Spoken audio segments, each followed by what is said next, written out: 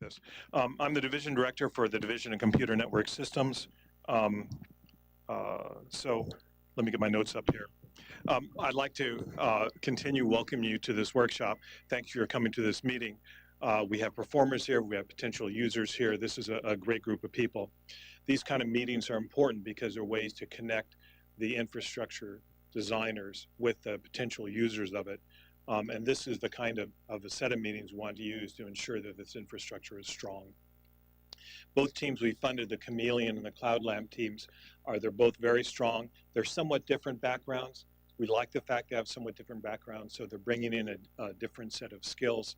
I'm not going to try to characterize those backgrounds, you'll find out. I think you'll be very impressed with the skill set they have if you don't know. We've already mentioned the goals of the NSFCloud solicitation. Let me just go over a few things. There are two related goals. One is to enable research about novel cloud architectures. These architectures can support various demanding applications such as HPC in the cloud, CPS applications, related smart city applications, all these kinds of things. Or they can support current cloud applications in new ways. NSFCloud is meant to enable such research to be done at a scale. Also, we're interested to enable applications research that takes utility or makes use of these novel cloud architectures. Some of this will be used to evaluate the architectures, of course, while others we hope will explore and extend the function enabled by these novel components. These two goals are interrelated. So when we say research on cloud, we actually mean both aspects of that research on cloud. Of course, we expect the first goal will be more dominant at the start. Now, NSFCloud is the latest in a set of size mid-scale research infrastructures that we have. And it might be worthwhile going over this set, or at least some of them, to see where NSFCloud fits into this. The one that's already been mentioned very briefly, because Susie had such an amazing role in bringing this up, is Genie. Genie is a nationwide set of infrastructure supporting at-scale research and networking, distributed systems, security, novel applications. It's a fairly mature infrastructure at this point. That's amazing, considering I'm just delighted to see how well Genie has done. There's a lot of support and experience with using Genie for experimenting with network function and what it can enable. From ACI, there's an infrastructure called Exceed. Exceed is a single virtual system that scientists can use to interactively share computing resources, data, and expertise.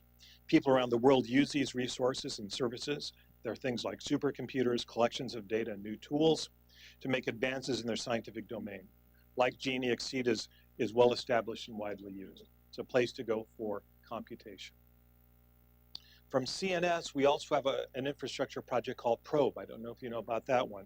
Probe is at the New Mexico Coalition in Los Alamos, provides a highly reconfigurable, remotely accessible and controllable environment that researchers can use to perform experiments supporting systems research on machines that are actually just retired from Los Alamos. They basically take them apart and wheel them across the street, have undergraduate students put them back together.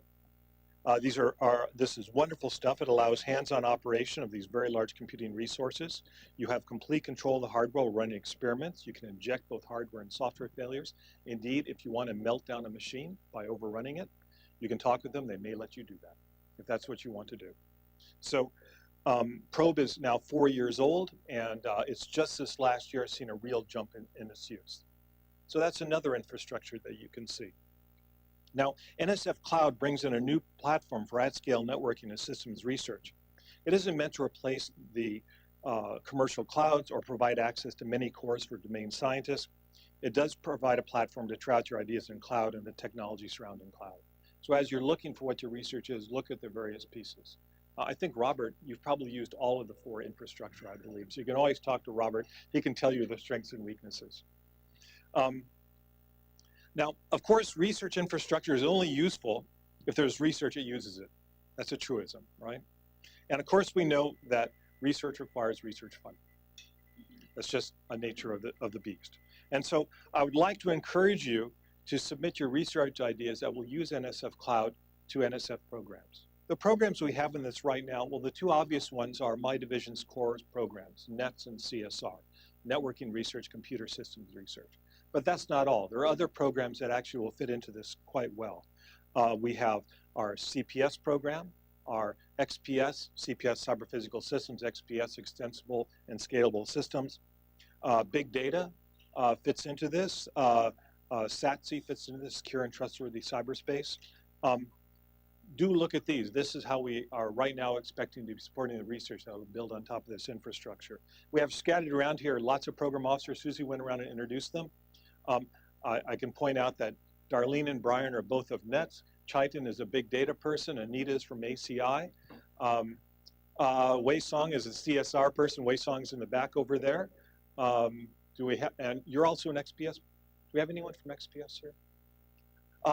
Jeffrey, talk to him. You have one day to talk with him because he's about to rotate out, but he can tell you a lot about the programs. Talk around and see what's going on. And I should point out that even though he's rotating away, we're quite fortunate to have another program officer coming in, and that's Amy Apon. She'll be rotating in soon, so you can also talk with her. She doesn't know much about the internals, but she's a very good person to talk with. So, so talk with these people. Come chat with us with any questions you have. We're here to hear your ideas. So again, thank you for coming. I really look forward to the interesting discussion and hopefully the new partnerships that come out of this. Thanks.